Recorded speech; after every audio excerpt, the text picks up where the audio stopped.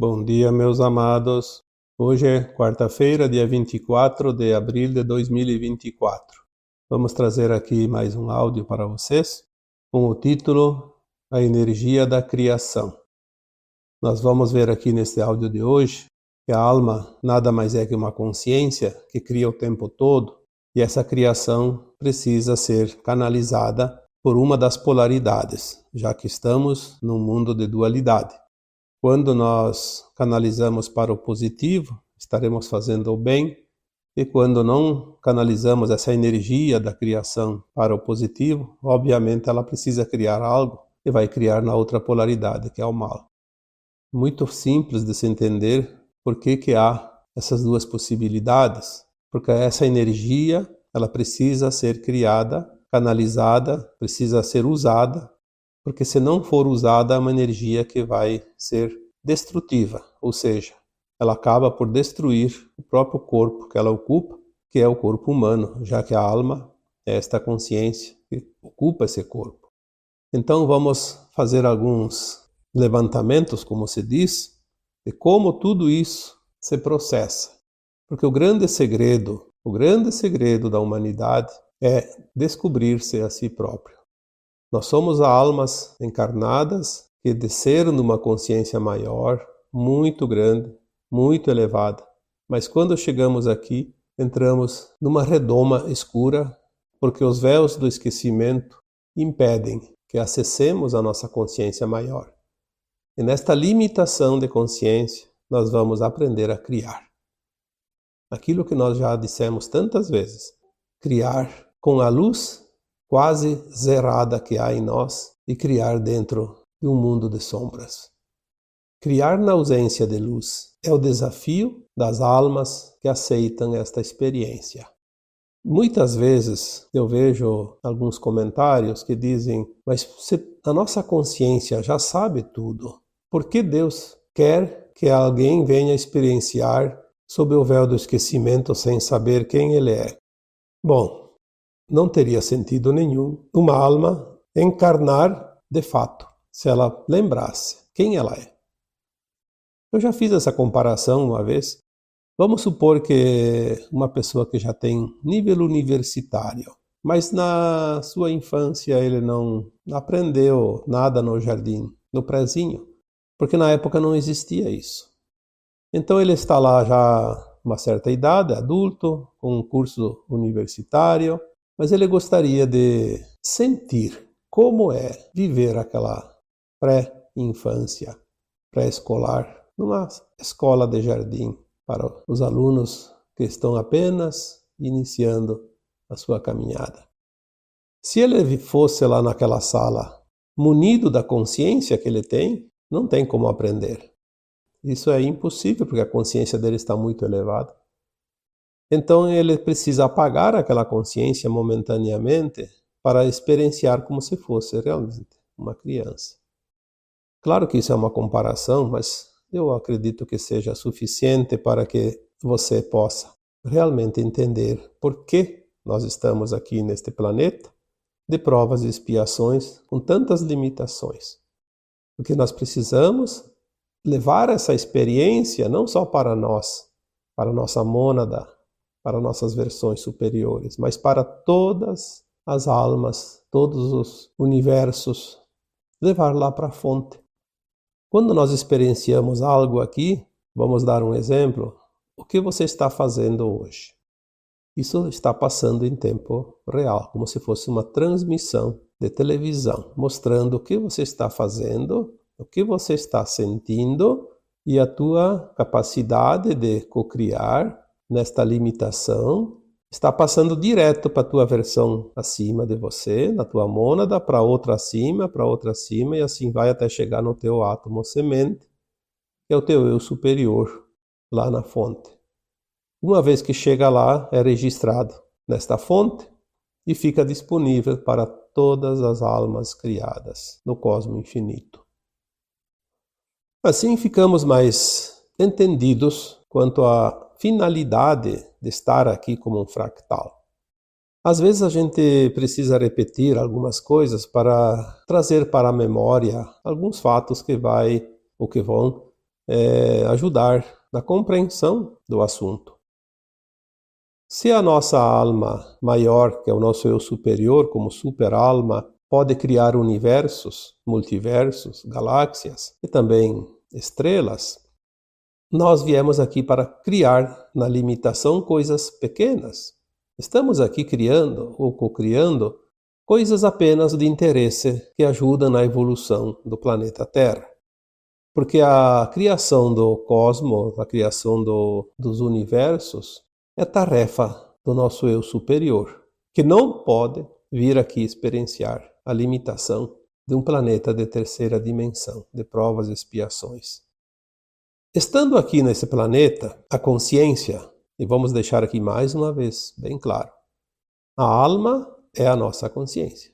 A nossa consciência é a alma, ou o fractal dessa alma. Mas vamos falar de alma para que fique mais fácil de compreender. A nossa alma ela recebe intuitivamente muitas informações do seu eu superior. Porque aquelas consciências mais elevadas têm as informações, têm os ingredientes de co-criar qualquer coisa. Então elas enviam através das intuições informações que a consciência biográfica, ou seja, a consciência que está no corpo físico da matéria, mesmo limitada, ela vai compreender, vai entender e vai começar a manusear aqueles ingredientes a fim de criar algo. A luz que chega traz os demais ingredientes. É como se fosse fazer um bolo. Você tem a ideia, que é a tua consciência, mas tem os ingredientes que precisam estar disponíveis ao teu redor, ao teu alcance, para fazer esse bolo. Então a luz é que traz os ingredientes, as condições para desenvolver algo mais consistente.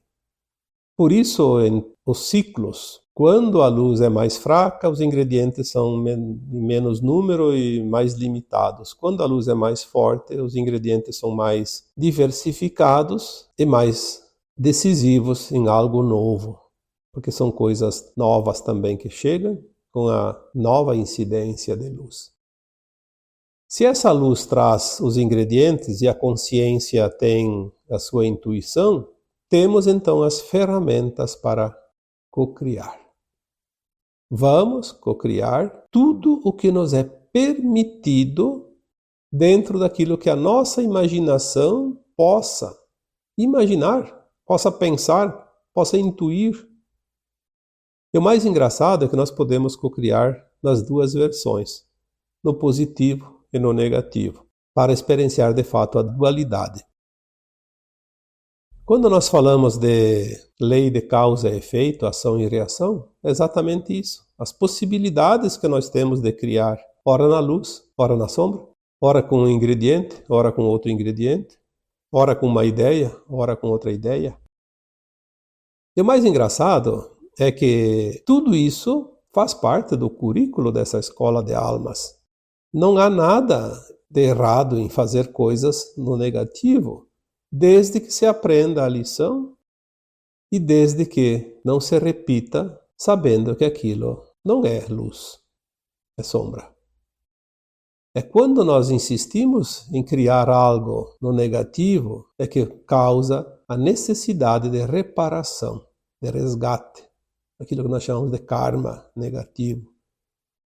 Porque no final precisamos fazer o fechamento, como uma contabilidade, débitos e créditos e saldo. E é esse saldo positivo que nos arremete, então, no final da caminhada, à ascensão.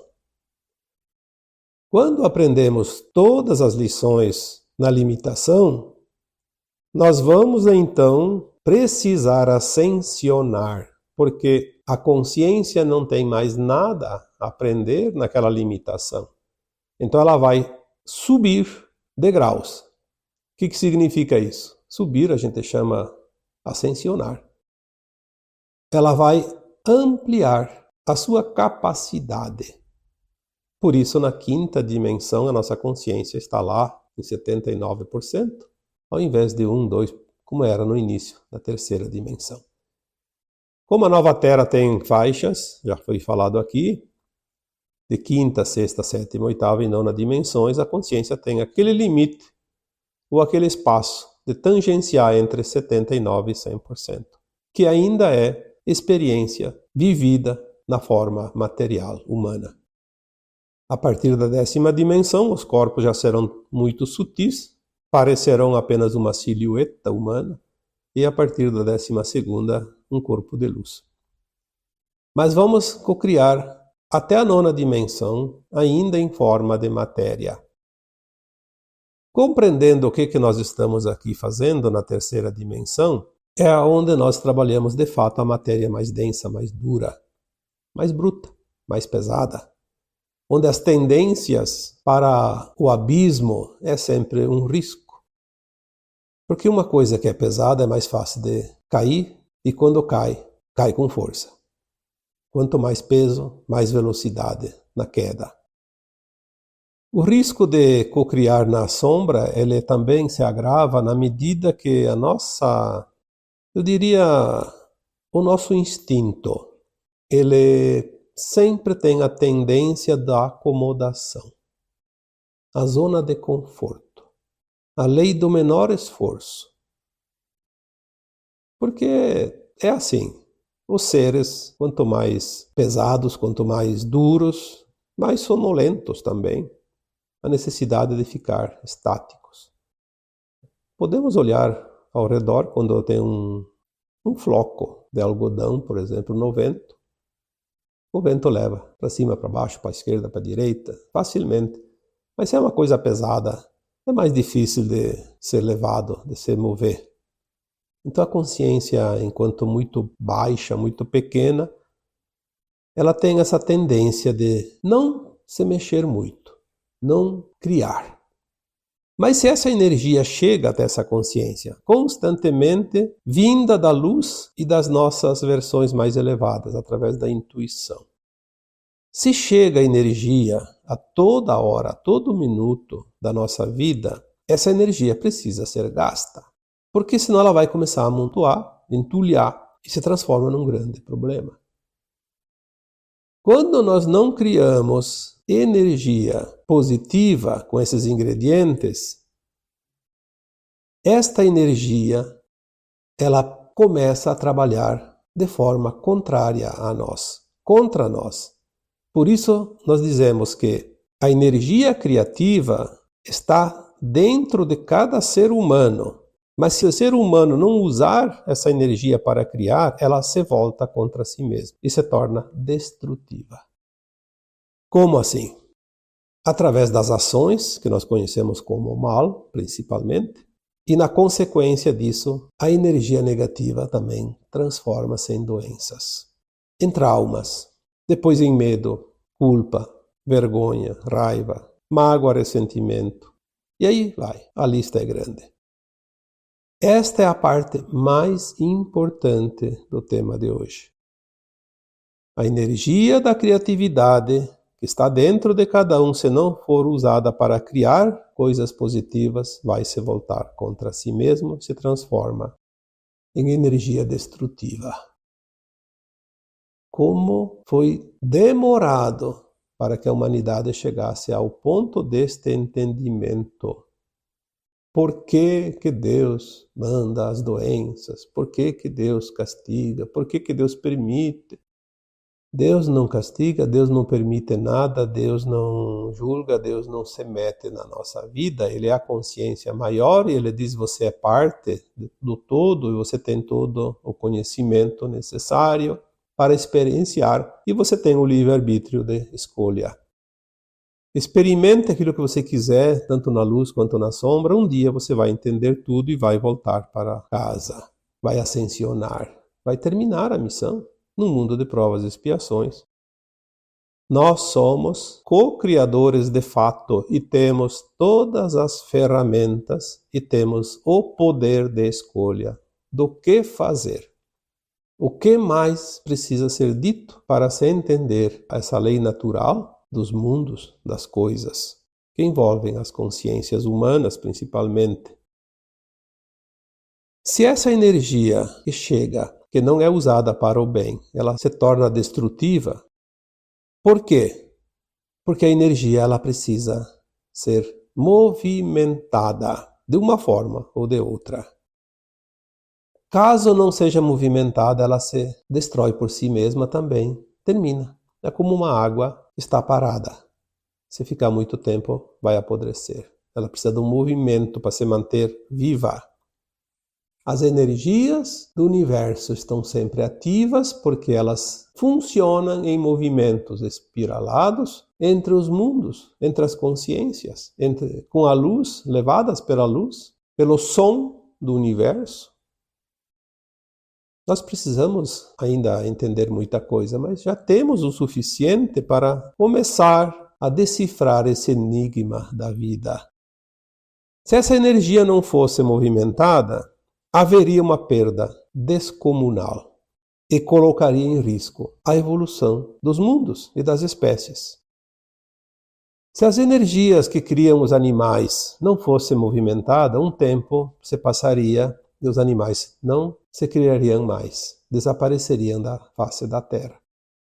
Por isso que certas raças, espécies, os ciclos existem para movimentar, criar, finalizar também. A energia que criou os dinossauros, por exemplo, ela parou de funcionar ou de se movimentar em determinado tempo e a espécie desapareceu da Terra. Ah, foi um meteoro. Olha, há 65 milhões de anos atrás, segundo estimativas, quando desapareceram os dinossauros, eu não acredito que alguém possa saber o que aconteceu. Como humano limitado na sua consciência, eu acho meio improvável. Mas se nós vamos ler o livro da Gênese, por exemplo, nós temos a origem das coisas ditadas pelos espíritos, pelas almas, pelas consciências superiores, que sabem, que têm conhecimento acima da humanidade, acima de qualquer humano. E tudo foi seguindo um planejamento dentro de um plano divino. Por que os dinossauros surgiram? Porque chegou um tempo, depois das grandes transformações da Terra, a umidade e o calor criaram vegetais gigantescos. Tantos vegetais que a Terra estava completamente tomada pelos vegetais. Nada mais podia se fazer num planeta que tinha árvores gigantescas. Eu não posso aqui nem imaginar o tamanho e a espessura e a densidade disso tudo. Era preciso que alguém fizesse o equilíbrio. E vieram os dinossauros, porque eles, como animais gigantescos que eram também, consumiam muitas folhas, muitas frutas, muitos galhos tenros, e com isso foram devastando esta vegetação imensa e densa, a fim de que a Terra pudesse receber também mais luz solar e desenvolver outras espécies, tanto de vegetais quanto de animais e até os humanos. Os humanos não poderiam viver num planeta daquele jeito que estava. Não teria como sobreviver. Quando eles terminaram a sua função, obviamente deveria fechar-se um ciclo e alguma coisa acontecer para que houvesse uma mudança. Quando se fala então em energia, do movimento das coisas, vamos supor que os dinossauros se alimentavam, e de fato parece que foi assim, de vegetais. Eles acabaram com os vegetais. Comeram todas as árvores, né? Aquilo que era possível comer. Aí faltou energia para alimentá-los. Uma energia que deixou de existir, deixou de criar novos filhotes, novas espécies. E assim a raça se extinguiu. A natureza é perfeita de tal forma que ela por si só se organiza. Eu lembro que quando eu era criança, a família vivia na roça e a gente vivia do que tinha ali. Não tinha como quase nenhuma possibilidade de pegar coisas diferentes, porque tudo era ali, produzia-se para sobreviver. Comprava-se pouquíssima coisa, porque quase não tinha nada para se vender também. E tudo é troca, vende-se uma coisa para comprar outra. Então nós fazíamos de tudo. O meu pai fazia cestas, os cestos de taquara. Eu ia com ele no mato, na verdade, buscar essas taquaras, e a gente escolhia as taquaras mais bonitas, as mais longas, com aqueles canudos mais compridos, que era a que melhor lascava e fazia cestos maravilhosos. Depois eu ajudava a fazer e era fácil de fazer cesto. E eu lembro que ele dizia assim: as taquaras duram 30 anos. Cada 30 anos as taquaras produzem uma semente. Eu nunca tinha visto taquara com semente, eu era criança de 8, 10 anos. Acho que nem tinha 10 anos. E ele dizia: vai chegar um tempo que a taquara vai secar. Temos que ficar atentos, porque quando ela sementa, ela seca. E morrem todas as taquaras, não sobra uma sequer. Aí depois vem as sementes, e precisa de 2 anos a 3 anos para produzir uma taquara que sirva para fazer cestos. Então nós temos que fazer um estoque de cestos. E ele dizia: pelo tempo está próximo da sementeira, então vamos ficar atentos. E de fato, dentro de um tempo, as taquaras sementaram.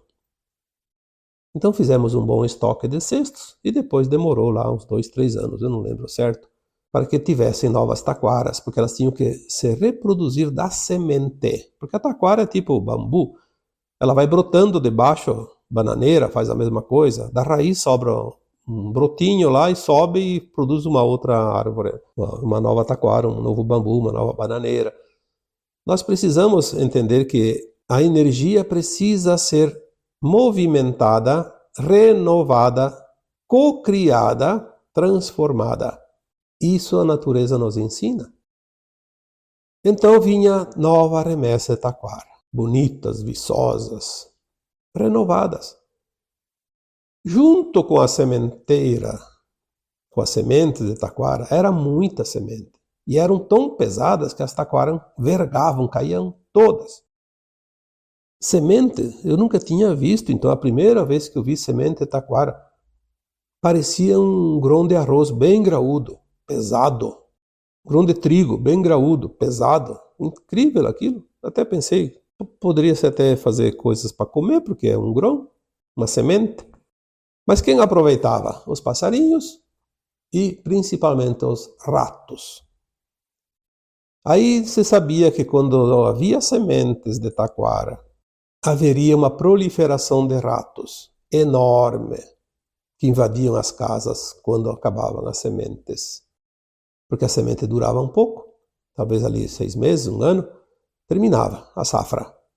E os ratos se reproduziam rapidamente em quantidade astronômica em função da oferta de alimentos, que é outra lei natural. A oferta de alimentos criava uma quantidade exorbitante de ratos. E quando terminava as sementes, eles iam procurar comida nas casas, nos paióis, onde tinha milho guardado, tinha trigo, alguma coisa. Eles precisavam comer. Como não encontravam comida suficiente, eles diminuíam a produção e em tempo depois a quantidade de ratos diminuía, aquilo que se diria normal. Por isso a energia que existe, ela cria o tempo todo e ela até é cíclica. Nós estamos agora numa fase incrível da humanidade e do planeta Terra. Nós aprendemos a criar na limitação. No limite do limite, como se diz. O que está acontecendo agora? A luz que chega à Terra traz uma quantidade enorme de informações novas, ingredientes novos, componentes novos, para que se crie muito mais do que se criava até aqui. E o que precisa acontecer então? Que as consciências humanas se ampliem para captar, entender, aproveitar e cocriar com os novos ingredientes, com as novidades que chegam. Por que será que agora as consciências dos humanos estão se expandindo rapidamente? Porque é preciso aproveitar o que está vindo, movimentar essa energia, senão a Terra não teria condições de fazer a sua transição. a Terra poderia correr o risco da sua autodestruição, o Armagedão.